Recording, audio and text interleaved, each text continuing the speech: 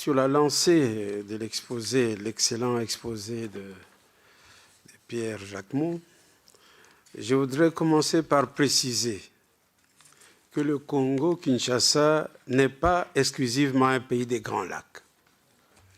Bien qu'il soit baigné par l'ensemble des lacs du Graben, depuis le lac Albert jusqu'au lac Moero, en passant par les lacs Édouard, Kivu et Tanganyika.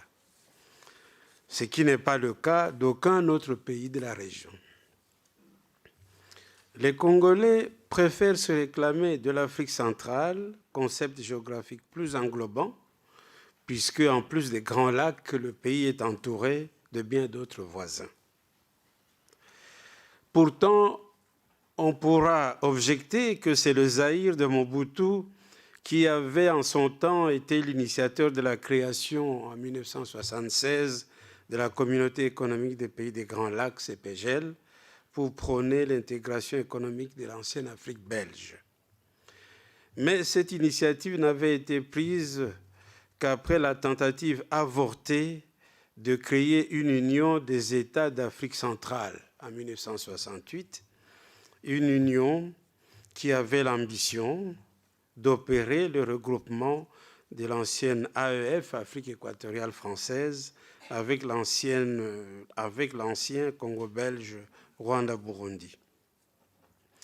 Le peu d'empressement du Congo à s'identifier comme membre de la région des Grands Lacs tient surtout à l'amalgame qui tend à l'impliquer dans le bourbier des conflits internes au Rwanda et ou au Burundi, et de là à le faire passer pour un acteur majeur de cet imbroglio. Donc de là, il n'y a eu qu'un pas, trop vite et trop facilement franchi. Pourtant, on l'oublie trop souvent, les Congolais constituent un peuple façonné par une grande diversité des cultures classiques du continent, telles qu'inventoriées par l'ethnologie coloniale. Cette diversité a été complétée par le concours de la main-d'œuvre recrutée par le pouvoir colonial depuis la période léopoldienne, provenant de toutes les Afriques, de l'Ouest, de l'Est, du Sud, en plus bien sûr des voisins immédiats, particulièrement angolais, congolais de Brazzaville, rhodésiens et bien entendu rwando-burundais. Les Congolais possèdent donc une longue tradition d'accueil et d'intégration des nouveaux venus, y compris des réfugiés de l'ère postcoloniale. Mais rappelons d'abord les fondamentaux d'ordre géographique et historique. J'ai amené la carte du Congo actuel, complétant les cartes excellentes que nous avons vues. Le Kivu, le Congo dans ces 26 provinces actuelles. Le Kivu est effectivement la porte d'entrée congolaise dans l'univers des pays des Grands Lacs. Cette partie orientale de l'Afrique centrale est une région singulière par sa géographie, son histoire et l'aménagement de ses espaces. Je parle des Grands Lacs. Dans cette région, de la plus forte densité du continent, que certains géographes qualifient d'ailleurs de bombe démographique, on est, je crois, à 400 habitants au kilomètre carré au Rwanda. Le Kivu constitue la partie la moins peuplée. Mais paradoxalement, sur le territoire congolais, cette province, née en 1933, en détachement de la grande province orientale, et éclatée en 1984 en 3 provinces autonomes, le Nord Kivu, le Sud Kivu et le Maniema. Vous avez ça sur la carte. Donc, ces 3 provinces autonomes constituent la région la plus saturée sur le plan démographique au Congo. En 2010, la densité du Nord Kivu a été évaluée à 103 habitants au kilomètre carré. Ce sont des chiffres de Léon de Saint-Moulin. Celle du Sud Kivu à 79,2 contre seulement 6,5 au Bandundu, 5,2 en province orientale, 4,7 à l'Équateur et 3,4 au Katanga. Pourtant, si on peut avoir la carte suivante de la démographie, voilà. On voit très bien la partie de l'Est. Pourtant, depuis les temps anciens, il s'est toujours opéré de part et d'autre du Graben une sorte d'équilibrage démographique interne par un mouvement de déplacement des populations d'Est à l'Ouest. À la saturation d'origine historique s'ajouta dans la suite celle d'origine coloniale. Les Belges ayant reçu en mandat de la Société des Nations les anciennes colonies allemandes du Rwanda et du Burundi, les ont utilisées abondamment comme réservoir de la main-d'œuvre pour les plantations de caféiers et de théiers au Kivu et pour les travaux de mines au Katanga. De 1937 à 1945, le Comité national du Kivu, regroupement des colons installés dans cette région agro-pastorale, avait mis en place une politique de transplantation et de sédentarisation de ces immigrés pour les mettre à l'abri des famines périodiques enregistrées au Rwanda. D'où la création de la MIB, Mission d'immigration des Banyarwanda, alors que sur la même période, la réduction des espaces disponibles ne cessait de s'accentuer par la création du parc Albert en 1925, parc Virunga actuel, qui connut des extensions en 1929 et en 1935, avant d'être rejoint plus tard par un autre parc, celui de Kaozi-Biega. Toutefois, jusqu'à la fin de la période coloniale, malgré les vagues migratoires signalées, un certain équilibre était respecté. En témoignent les péripéties de l'histoire de la colonisation. La Belgique, acculée à gérer les urgences d'une décolonisation accélérée, n'avait pas jugé utile d'aligner la question des immigrés rwando-burundais dans ses priorités. De plus, les rapports de bon voisinage qui prévalaient entre colonisés de l'ancienne Afrique belge justifièrent des concertations organisées la veille des indépendances entre les nationalistes congolais, rwandais et burundais. En 1959, en effet, des délégations rwandaises et burundaises participèrent aux différents congrès des partis unitaristes et nationalistes qu'organisa Patrice Emery Lumumba tant à Luluabu, Kananga actuel, qu'à Stanleyville, Kisangani. Et d'ailleurs, en marge de la table ronde politique de Bruxelles, Lumumba a rendu public un communiqué au contenu bien significatif. Je cite un extrait. Le MNC, le Mouvement national congolais, a pris connaissance du manifeste publié par les étudiants du Rwanda au Burundi et par lequel les habitants de ce territoire réclament l'accession de leur pays à l'indépendance à la même date que le Congo et surtout leur désir de voir le Congo et le Rwanda au Burundi former une fédération. Le MNC, après avoir pris contact avec les dirigeants politiques du Rwanda au Burundi, appuie de toutes ses forces la revendication légitime du peuple rwandais à disposer de lui-même. Le MNC assure tous les compatriotes rwandais de son total et fraternel appui. Donc, entente parfaite. Mais cette mutualisation des combats politiques n'a pu aboutir à une indépendance commune du Congo, Rwanda, Burundi. Sur terrain, une crise de type nouveau commença à apparaître à l'ère de la décolonisation par l'accélération des flux migratoires rwandais et accessoirement burundais et par la position dominante que les immigrants se mirent à revendiquer. Au Rwanda, comme on le sait tous, le point de départ avait été les événements de la Toussaint 1959 qui avaient abouti à l'abolition de la féodalité et à l'élimination de la royauté. Le Parmehutu de Grégoire Kayibanda, le futur président de la République, à la base de ces révolutions, inaugura de la sorte l'exil massif des Tutsis vers le Congo, mais aussi vers l'Ouganda et le Burundi. Les contre-attaques que ces derniers organisèrent en 1961, puis en 1963, mais qui échouèrent, ne réussirent qu'à accentuer ce mouvement d'exil vers le Congo, mais aussi vers les autres pays du voisinage. La défenestration des Kaïbanda par Habyarimana en 1968 n'apporta qu'un changement dans la continuité du mouvement d'exil des Tutsis. Au Congo, cette diaspora rwandaise fut intégrée. Certains de ces ressortissants occupèrent de hauts postes dans les structures hiérarchiques de l'État. Tel fut le cas de Barthélemy Bisengimana, le tout-puissant directeur de cabinet de Mobutu, qui joua entre mai 69 et février 77 pratiquement le rôle de vice-président de la République. Il instaura un régime de faveur à l'égard des rwandophones.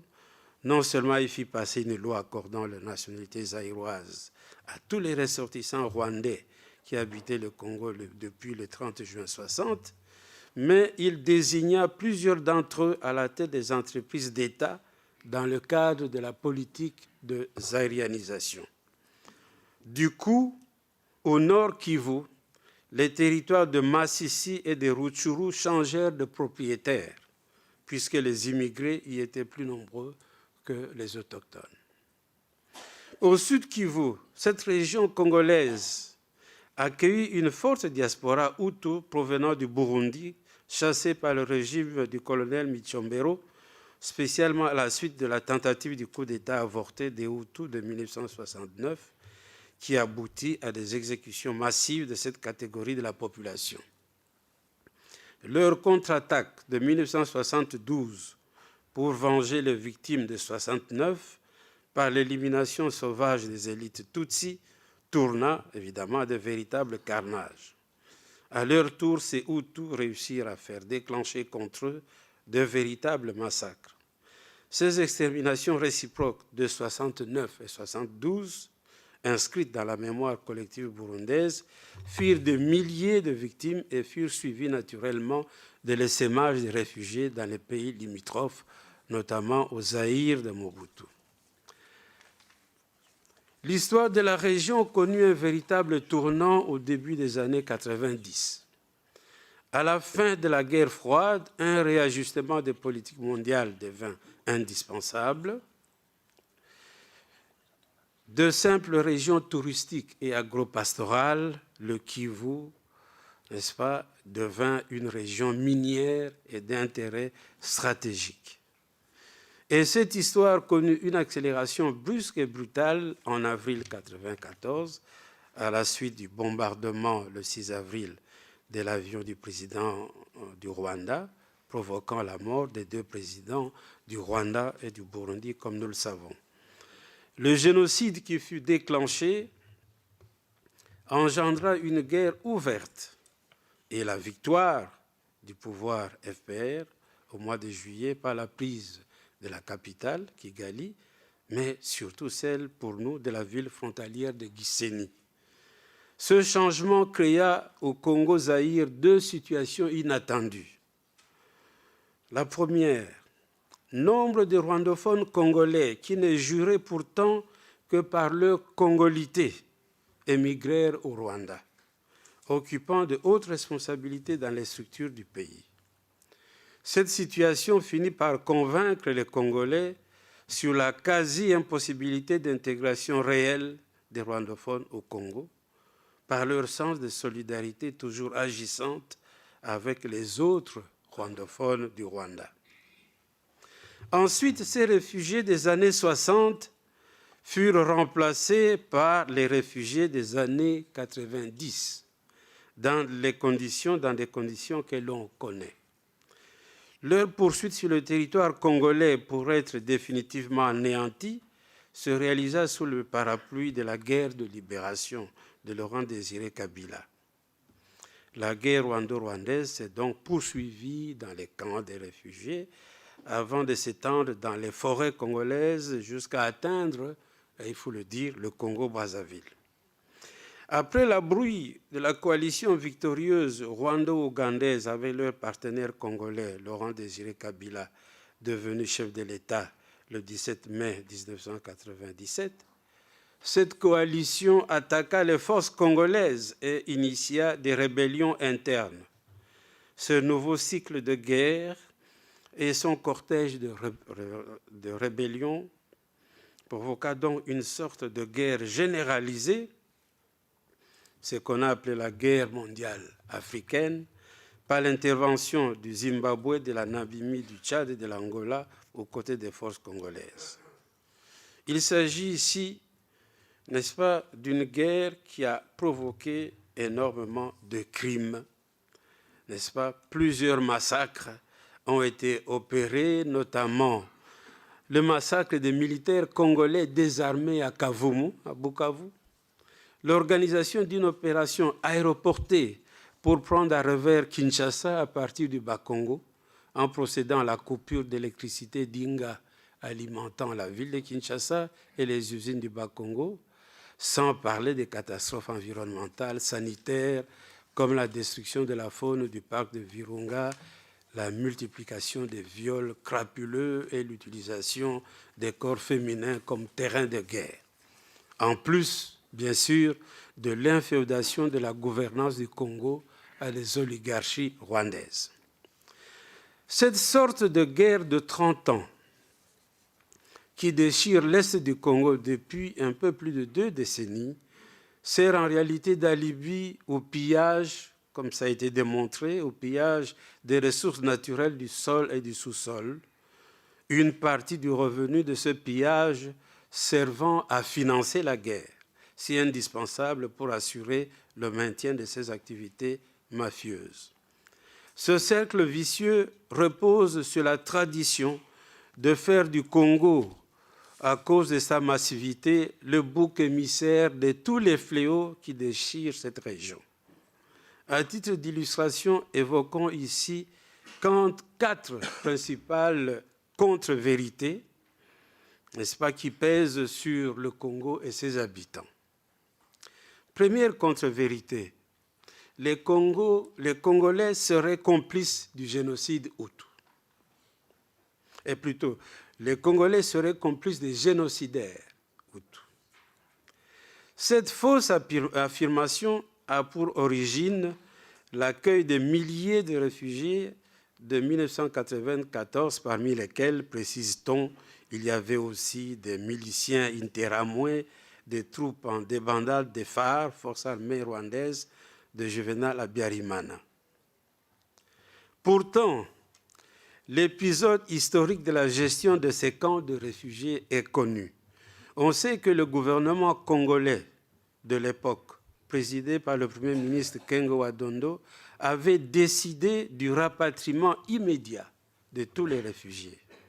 Mais c'est le HCR qui s'y opposa fermement et des pressions furent exercées auprès du maréchal Mobutu pour qu'il contraigne le gouvernement à ne pas mettre à exécution cette décision qui aurait empêché le débordement de ces hostilités sur le territoire congolais. Il va sans dire par ailleurs que cette démarche ne relevait évidemment d'aucune prise de position identitaire pour privilégier les Hutus au détriment des Tutsis. Pour preuve, à la suite des événements de la Toussaint rwandaise en 1959, provoquant l'abolition de la royauté au Rwanda, ce furent les Tutsis rwandais qui furent accueillis massivement au Congo. Ils étaient entre 50 et 60 000, selon le HCR, à déferler du Rwanda au Congo entre les années 59 et 61. Déjà en 1972, les estimations du HCR n'étaient plus que de 23 réfugiés, la plupart d'entre eux s'étant fait enregistrer dans la suite comme des nationaux congolais. Deuxième contre-vérité, les Congolais seraient racistes. raison pour laquelle ils rejettent les Banyamulenge parce qu'ils sont des Tutsis. En fait, l'affaire Banyamulenge est celle-là même qui a servi de prétexte en 1996 à la guerre du Rwanda au Congo. La confusion qui règne autour de ce terme traduit simplement le désarroi des Congolais face à une situation devenue explosive autour des enjeux fonciers et des pressions démographiques multiformes et incontrôlables d'origine rwandaise. Le terme Banyamulenge a surgi vers le début des années 70. Les immigrants rwandophones des plateaux de l'Itombwe dans le sud Kivu l'ont mis en honneur pour faire prévaloir leur antériorité sur le territoire congolais et s'efforcer de se différencier des vagues migratoires qui ont suivi, particulièrement à l'âge postcolonial. Les enquêtes menées par l'historienne américaine Katarika Newberry avaient confirmé effectivement l'arrivée d'un groupe de Banyarwanda venus s'installer dans cette région pour se mettre à l'abri des violences du règne des rois Bugiri. Mais jusqu'aux années 70, reconnaît un des principaux leaders du groupe, je cite Müller Ruimbika, leur dénomination était celle de Banyarwanda. L'option qu'ils avaient prise de se différencier des autres immigrants n'était pas nécessairement de pure façade. L'on a vu par exemple un officier de cette contrée, le commandant Masunzu, qui en un premier temps avait combattu dans les rangs du FPR, puis dans ceux de l'AFDEL et du RCD Goma, faire volte-face en un second temps pour s'opposer à l'emprise du Rwanda et à la présence envahissante de ses troupes au Congo. Mais il n'empêche que le résultat auquel a abouti de nos jours cette initiative sémantique de différencier ce groupe des autres immigrants est plus que décevant. Au lieu de désigner aujourd'hui exclusivement les habitants de l'Itombwe au Sud Kivu, ce terme s'est généralisé pour désigner tous les rwandophones se trouvant sur le territoire congolais, y compris ceux du Nord Kivu. Banyamulenge de nos jours ne serait plus qu'une manière de désigner les Rwandais résidant au Congo. La confusion était donc inévitable puisque les immigrés plus récents n'ont jamais osé s'afficher eux aussi comme étrangers, car se déclarer réfugiés rwandais et solliciter une hypothétique naturalisation comme l'exige la loi, c'était justement faire aveu de ses origines externes et se priver d'un certain nombre de privilèges, notamment ceux de faire la politique. Or, c'est précisément pour des raisons de compétition politique et foncière que la vie au Kivu est de plus en plus à l'étroit. Donc, sans relever de la mauvaise foi, cette situation difficile, confuse et complexe demeure finalement un grand défi qui ne pourra se résoudre, à mon sens, dans la durée que si les ressortissants des deux pays concernés sortent du climat de violence et de ressentiment qui règne encore entre eux. Troisième contre-vérité, le Congo est à la base de la réduction de l'espace du Rwanda. Il existe un mythe du Grand Rwanda qui s'est développé dans la région et qui, depuis la fin des années 90, nourrit un imaginaire susceptible de pérenniser le climat de violence existant. À partir de la manipulation des mythes anciens, on prétend qu'il aurait existé naguère un grand Rwanda qui englobait les espaces actuels du nord et du sud Kivu, et que ce grand Rwanda aurait été combattu puis réduit à des portions congrues lors des conquêtes coloniales. Cette nouvelle situation aurait été adoptée par la conférence de Berlin, puis après les indépendances par le deuxième sommet de l'OUA en 1964 qui a opté, comme vous le savez, sur le principe de l'intangibilité des frontières.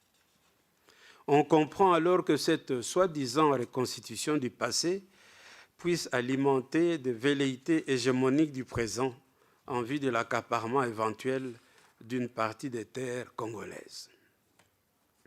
Le propos du 10 octobre 1996 à Tchangungu du président Pasteur Bizimungu a eu le mérite de révéler, carte géographique à l'appui, l'ampleur de cet imaginaire et la portée exacte de cette ambition. Je cite un extrait, il avait dit « Je voudrais dire aux Banyamulenge qu'ils doivent faire la leçon à ceux-là qui les pourchassent et leur apprendre le savoir-vivre. Ce sont eux, les Banyamulenge, qui devraient donner un ultimatum de s'en aller à ces lucifères qui veulent les exterminer dans leur pays. Je voudrais dire à tous les Rwandais éparpillés ici et là à l'étranger qu'avant l'arrivée des Blancs, le Rwanda avait à peu près 600 ans d'existence. Il s'étendait des lacs Rueru et Chihoa, franchissant la chaîne des volcans jusqu'au lac Rukanzige, lac Édouard actuel. Il s'étendait aussi de la Rusumo jusqu'aux frontières de Burundi et nous vivions en bonne intelligence avec les Baoundés. Même la région appelée Bishugi, considérée aujourd'hui comme berceau de Banyamulenge, tous les habitants de ces contrées étaient des Rwandais. Si nos combattants sont actuellement au Zaïre, ils y sont donc chez eux. Point, donc fin de citation.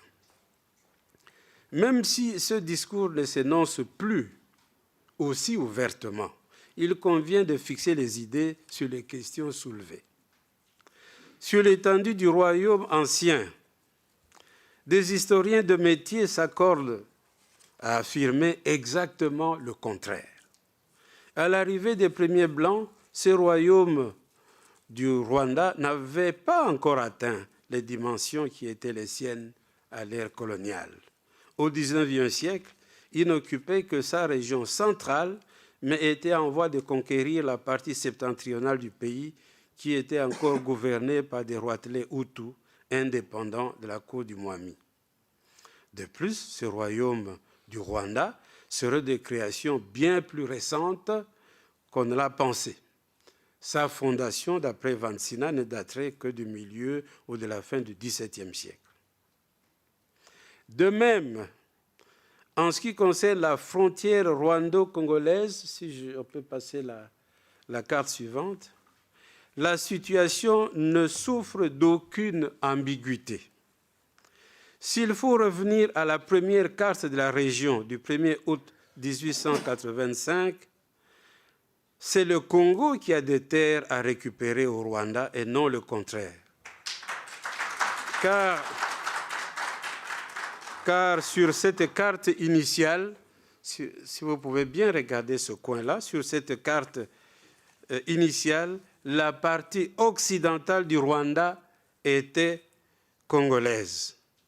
C'est l'expédition du comte allemand von Gotzen faisant la découverte du lac Kivu en 1884 qui permit la réouverture des négociations qui aboutirent à la signature de la convention du 11 août 1910 avec l'Allemagne, fixant la frontière actuelle avec le Rwanda et le Burundi. Par cette convention, qui adopta un nouveau tracé allant du mont Sabinyo au Tanganyika, le Congo perdit une partie de ses terres au profit du Rwanda-Burundi. L'instrumentalisation de l'histoire des conquêtes rwandaises au XIXe siècle est également une accumulation de malentendus et même d'erreurs. L'allusion concerne toujours le règne de Kigeri IV Rwabugili, un roi, le roi qui était en place entre 1867 et 1895. Avec ses 8 armées, ce roi aurait organisé 13 campagnes militaires à la base de l'extension et de la centralisation du royaume du Rwanda. Mais certaines de ces campagnes furent de simples expéditions de razzia pour s'emparer de l'ivoire, comme dans les forêts du pays de Tembo, sans être suivies d'une annexion effective. De même, Toutes ces campagnes ne furent pas toujours couronnées de succès, comme dans le sud contre le Burundi ou encore contre le Bushi, le pays des Bashi, à l'ouest. C'est d'ailleurs au cours de la dernière de ces campagnes contre les Bashi que ce roi tomba malade. Il trouva la mort en cours de route dans la barque qui le ramenait au Rwanda, sans avoir jamais étendu son pouvoir sur le Kivu. On était en septembre 1895, 10 ans après la conférence de Berlin. Quatrième erreur, on ne peut prétendre évidemment que les guerres et les pillages de l'Est du Congo trouveraient leur origine exclusivement dans des conflits intercongolais. De manière incontestable, ils tirent leur source essentiellement du transfert de la guerre rwando-rwandaise sur les rives occidentales des Grands Lacs. L'exigence de poursuite des vaincus par les vainqueurs sur le territoire congolais fut à la base de la nécessité d'une couverture congolaise. Et on connaît les étapes de cette histoire, c'est clair maintenant. Ce fut d'abord l'identification des acteurs congolais capables de servir d'écran aux objectifs réels de la guerre, puis appui à la création de leur alliance par la signature d'un accord signé à Kigali, mais portant mention de l'Emera, une bourgade congolaise, finalisation des opérations de poursuite et de massacre des fouillards sous le signe d'une guerre de libération, élimination brutale du goulot d'étranglement que représentait Laurent-Désiré Kabila. Ensuite, malgré un accord global et inclusif des forces politiques congolaises obtenu à l'arraché en Afrique du Sud, à l'issue d'une conférence intercongolaise, le laxisme ou la complicité du nouveau leadership politique congolais rendit possible la multiplicité de milices, l'organisation de nouvelles rébellions à partir des dissidences militaires des pseudo-congolais comme le CNDP, Congrès national pour la défense du peuple de Laurent Kunda-Batware, ou le M23, le mouvement du 23 avril de Makenga Sultani. Et tout cela avant le curieux surgissement des prétendus islamistes dans l'Ituri, qui s'illustre par des massacres quasi quotidiens de la population. Ainsi, au tournant du troisième millénaire, le Congo a vécu et vit une des périodes les plus sombres de son histoire, exactement comme au temps du régime de Léopold II, au tournant du deuxième millénaire. À cette différence que le calvaire du caoutchouc rouge a été remplacé par celui du coltan rouge. Aux Congolais, le devoir de tout subir et de se taire, pour emprunter cette expression à Monseigneur Catalico d'heureuse mémoire, s'est traduit effectivement par une avalanche d'exigences successives. Supporter de manière imprévue l'irruption de milliers de réfugiés Hutus, se laisser accuser de complicité avec eux, assister à leur massacre en s'interdisant de leur porter secours, se faire accuser d'être les auteurs de ces exterminations, ensuite assister à l'occupation de leur propre territoire et au pillage de ses ressources par des armées étrangères au motif qu'elles devaient continuer à traquer les génocidaires, tolérer l'infiltration de leur armée par ces forces étrangères, fermer les yeux sur l'instrumentalisation de leurs propres élites politiques, plus que jamais prisonnières de leur posture de prédatrices par procuration, et pour ne pas arrêter sur une si belle lancée, libérer une partie de leurs terres pour les rendre disponibles à d'autres mouvements de peuplement. Certains vont jusqu'à prédire l'implosion prochaine du Congo et préconisent d'accompagner ce processus jusqu'à son terme présumé. S'engager dans une telle option, c'est faire preuve évidemment de cécité historique et oublier que sur cet espace national, l'économie internationale a toujours eu tendance d'isoler la zone dite utile du reste du pays. afin de la soumettre à une exploitation intensive et sauvage. La démarche n'est pas nouvelle. Dans les années 60, elle avait même abouti à la sécession des zones utiles de l'époque, le Sud Kasaï et le Sud Katanga. Mais cette politique a des limites. D'abord parce que la localisation du Congo utile est mouvante et évolue dans l'espace suivant les produits en vedette sur les marchés mondiaux. Elle peut à l'avenir se placer dans le triangle des provinces Sankuru, Chopo et Chwapa au centre du massif forestier ou ailleurs et amener les capitaines de l'économie internationale à se concentrer sur ces terres-là. Ensuite, l'unité du Congo reposant à la fois sur la géographie et l'histoire possède des assises solides. Il s'agit d'un État bâti sur les 3/4 du bassin du fleuve Congo vers lequel évoluent ses multiples affluents.